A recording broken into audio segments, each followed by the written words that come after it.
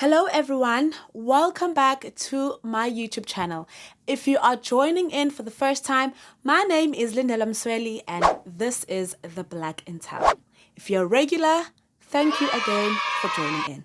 Now I love this for you because I hope you will learn something new from my channel. And I love this for me because of course you are supporting my channel and I am very appreciative. Please don't forget to subscribe and like, and I'm sure you can see by the title of this video, today I wanna talk about decolonizing our graduation ceremonies in Africa. Let us not waste any time, let us get into this video.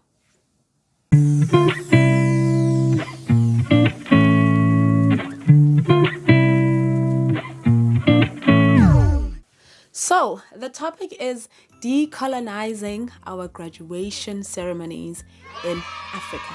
Now, please do not get me wrong. I do not mean that we should totally stop these graduation ceremonies.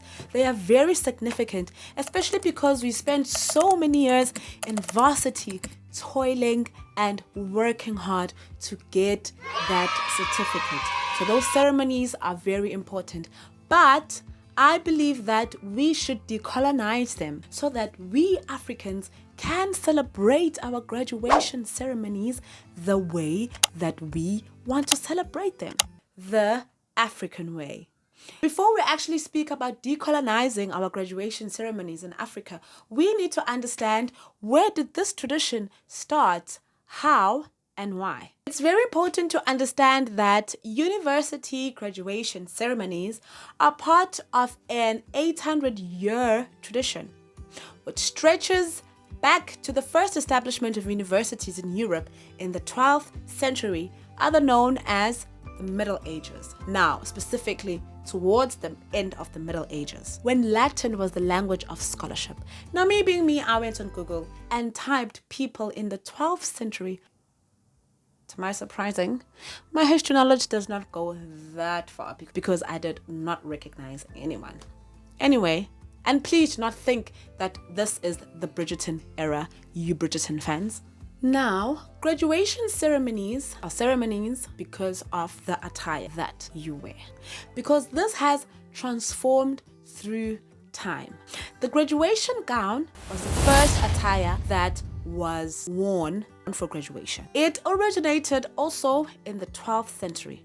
Now, during that time, gowns that we now know them as graduation gowns were only worn by the kilts or the druid priests, i.e. the laity and the clergymen. Now, because at that time there were no university buildings, scholars gathered in churches to do their scholarly stuff.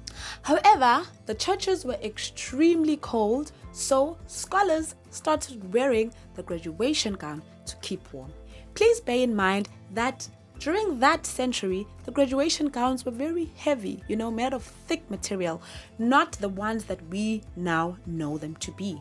Now, the graduation hood was part of the graduation gown. However, in modern days, the hood has been separated and also used to keep warm. It has been modified with different colors symbolizing the level of your education. In this video, I will not speak about the significance of color because this is different from country to country or even university to university. Up next is the graduation cap, aka the mortarboard. Now, the graduation cap was first worn during the 14th and the 15th century. It was developed from a beret worn by the Roman Catholic priests. And last but not least, the tassel. Now, the tassel is relatively new, dating back only from 150 to 200 years. Previously, the graduation cap did not have a tassel. Now, this I also learned while I was doing research for this video.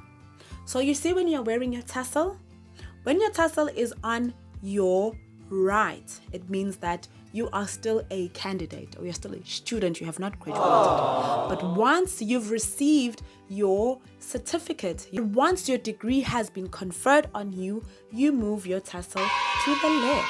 Now, all of this attire and its colors and its design symbolizes and signifies your education status. And some universities in Europe particularly the Oxford University and the Cambridge still requires their professors to wear their graduation gown when they are in a lecture hall or in the classroom, signifying that in this room, this person is the knowledge of all knowledge.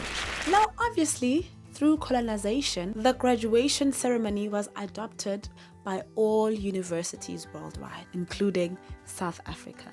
The inspiration of this video actually came about watching the 2022 spring graduation of UKZN. UKZN has been trending on Twitter for the past 2 to 3 weeks because of how they've allowed students and their parents to express themselves, to express their joy during these graduation ceremonies, and showing the rest of our country how this can be done. And as an undergraduate, you yearn to also reach that stage. You yearn to also get that opportunity for your degree to burden you, for you to wear your graduation hood, for you to reflect how far you've come to actually get this degree, and your parents or your family members being happy and excited for you. For so many years, UKZN has been allowing parents to express themselves in these graduation ceremonies, particularly African parents, because it's only fair to say that we Africans celebrate in a different way. Our cultures and traditions are very vibrant and very lively, so something as calm and poised as a westernized graduation does not do it for us. Guys, siyacula, siba ngumsindo, and that is how we show our happiness. In the 2022 spring graduation ceremonies of UKZN, we saw parents singing for their children. We saw graduates dancing on stage, others wearing their traditional attires and besina, beshaya ingoma on stage. We saw people expressing laughter and emotional happiness. Even the comments, so many people were saying, I wish I was at UKZN. I just want to come and graduate and experience this kind of graduation.